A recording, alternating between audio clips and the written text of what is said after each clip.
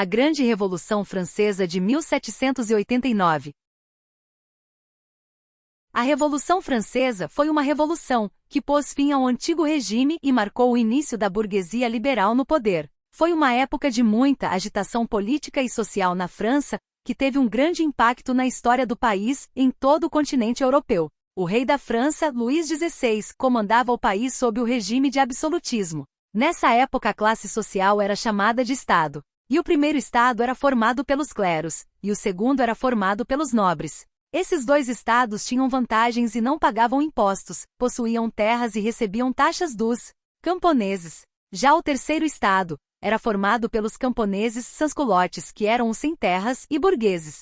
Esses eram a maioria da população. Eles eram desprovidos de vantagens e tinham que pagar impostos. Em 1788 a produção de alimentos caiu, devido a condições climáticas. E como efeito os preços subiram assim como a fome, provocando mais desgosto entre a população.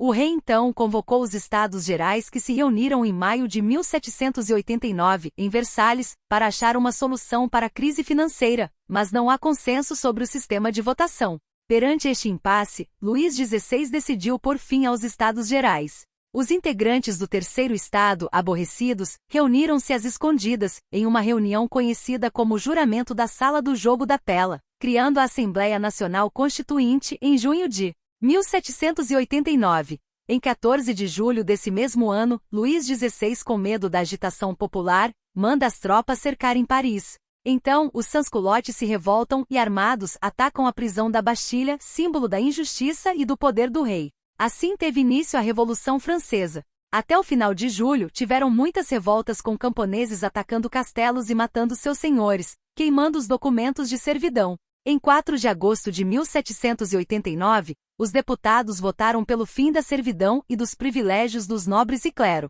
e todos os franceses passaram a ter os mesmos direitos e leis. Em 26 de agosto a Declaração dos Direitos do Homem e do Cidadão foi aprovada.